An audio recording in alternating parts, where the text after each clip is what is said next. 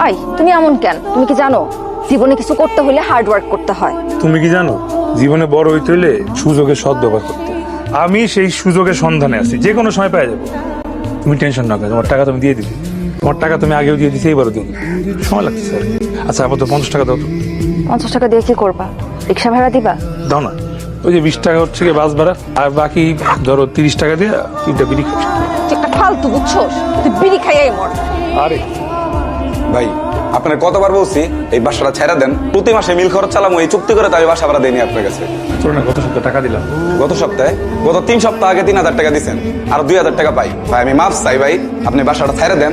প্রতি মাসে এই প্যারা মারার ভালো লাগতেছে না। আমার মনে হয় কি, মানুষ যখন অনেক পাপ করে ফেলতো, তারপরে এই নদীতে এসা ডুব দিয়া পাপ মোচন দিত। তুমিও কি এখন তাইলে এই নদীতে ডুব দিয়ে পাপ মোচন করবা? আরে না, ওই দিন আছে নাকি? এই নদীর ডেট কবে এক্সপায়ার হয়ে গেছে? তা এই নদী পাপ মোচনের ইজারা